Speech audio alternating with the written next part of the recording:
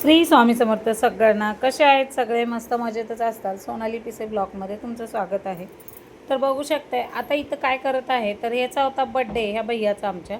तर इथं ऑप्शन करून घेत होते, त्याला गंध वगैरे लावून घेतलं आणि नंतर मैसूर पाक होतं ते त्याला भरवलं. मैसूर पाक हे माहेरातूनच आलं होतं, त्याला काय स्पेशल अशी मिठाई वगैरे आणली नव्हती बड्डेला, कारण बड्डे एकदम साध्या पद्धतीने केला. घरातल्या घरात ऑप्शन करणं खूप महत्त्वाचं असतं.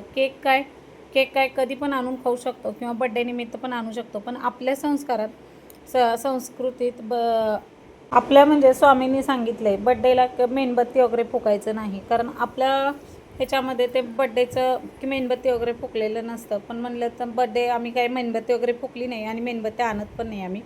तर तुम्ही बघू शकता साध्या पद्धतीने त्याला औक्षण केलं. त्यानंतर त्याच्या बहिणीनं औक्षण केलं. त्या बाईने केलं इथं त्याला तांदळाने आंघोळ घातली अक्षरशः, की गंध लावू नको म्हणत होता. खूप लाल लाल होते कपाळ, कारण मी लावलं होता गंध भरपूर डार्क. आणि मग तिनं तांदळाने आपलं हे घेतला आणि तिचं पाठीमागं फिरून बघायचं काम चाललं आहे की मम्मी फोटो काढते का व्हिडिओ काढते. मग काय मैसूर पाक त्याला परत भरवलं हिनं पण, आणि मग असं करून सगळ्यांनी ओवाळून घ्यायचं चालू झालं इथं. मला आता दोघींनीच कसं ओवाळावं, तिघींनीच कसं ओवाळावं, असं काहीतरी माझं हे चाललं होतं. आणि ती म्हणती फोटो काढ फोटो काढ म्हणून थांबली होती गाज धरून कधीचं. त्यावर त्याचं तोंड असं हे झालं, काय म्हणते, धरून धरून वाकडं झालं त्याचं तोंड दुखत असेल त्याचं एवढं. त्यांनी तेवढ्या वेळ तोंड वाकवलं होतं. आणि आता हिनं ऑप्शन करून घेतलं. सुपारी होती, सुपारीने आपलं ते ओवाळून घेतलं इकडनं तिकडनं. आणि मग काय त्याच्यानंतर त्याची आजी आली. आजी ओवाळून घेत होती. आजीबाईला म्हणलं घ्या तुम्ही ऑप्शन करून. त्या म्हणाल्या नको, तुम्ही दोघीजण झाले, माझी तिसरीचं काय काम आहे. म्हणलं 5 जण मिळून आपण ऑप्शन करून घेऊया घरातल्या घरात. आता ही त्याच्या आईबापाला खबर होती का नाही काय माहीत नाही, कारण त्यांच्यात काय माहीत नाही. मला कोडकौतुक करायचं हे पद्धतच नाही आहे. जेवढं त्याचं इन्कम येतं तेवढं घेण्याची पद्धत आहे, किंवा आपलं मूल काय करतं आणि काय नाही हे त्यांना खबर नसते, किंवा असली खबर तरी पण लक्ष देत नाही. कारण काय करणार आहे, तो दारू पितो बाप, आई आपली आहे माणसांना न लागणारी. त्यामुळं म्हणलं जाऊ द्या, असते आपलंच लेकरू. सकाळी त्याला पाया पड म्हटलं होतं, तर म्हणलं सकाळी देवाधर्माच्या टायमाला तुमच्या का पाया पडायचं म्हणला, आणि संध्याकाळी पाया पडला. म्हणून चुलता खूप खुश झाला आणि चुलता म्हणा लागला वा वा वाकलाच शेवटी तू.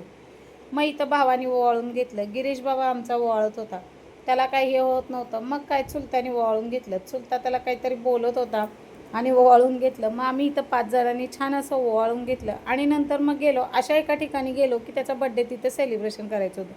हे बघू शकता, हे इतकं सुंदर असं छान होतं. ते कुठं गेलो काय गेलो हा व्हिडिओ स्किप न करता पूर्ण व्हिडिओ बघा. मग काय इथं मी केक घेऊन आले त्याच्यासाठी, आणि सगळेजण मिळून आम्ही बाहेर जेवायला गेलो होतो. आता या हॉटेलचं नाव वगैरे तुम्हाला पुढच्या व्हिडिओमध्ये भेटेल. तर ह्या हॉटेलमध्ये बाहेरच पहिल्याच एंट्रीला त्यांनी असं हे करून ठेवलेलं आहे की म्हणजे आपण बड्डे सेलिब्रेशन वगैरे करू शकतो. ऑलरेडी तिथं केक ठेवायचं स्टँड, टेबल आणि महागा असं डेकोरेशन केलेलं होतं तिथं. आणि मग काय हा केक आणला. त्याला आईस केक खूप आवडतो, आणि आता काय नॉनव्हेजचा केक आता सध्या कोण खातच नाही. बघितलं तर साधा केक अंडेवालं आता सहसा हेच केक सगळीकडे चाललेलं असतं. आणि मग इथं बड्डे करून घेतला त्याचा, आणि छान वाटलं. त्याला कसं वाटलं माहीत नाही, पण आम्हाला तर खूप छान वाटलं. आणि नुसता हसत होता तो. आता गावाकडे मित्रांमध्ये त्याचा बड्डे होत होता, माहीत नाही होत होता का नाही, पण मी तर इथं केला. गेल्या वर्षी पण त्याचा केला, पण गेल्या वर्षी काही त्याला हे केक वगैरे आणलं नव्हतं. त्याला अगदी सोलापूरवरनं डायरेक्ट इकडं बोलवलं होतं. सरप्राईज प्लॅन केला होता. छोटंसं ऑप्शन केलं. हां, केक पण आणला होता बहुतेक, काय मला आठवत नाही आहे. आणि नंतर मग गेल्या वर्षी पण त्याचा बड्डे केला आणि आत्ता पण केला, कारण तो पण जसं इथं पुण्यात आला तसं आमच्या सगळ्यांचे बड्डे सेलिब्रेशन करतो. काही नाही केला तरी केक घेऊन येतो, प्रत्येकाच्या बड्डेला घेऊन येतो.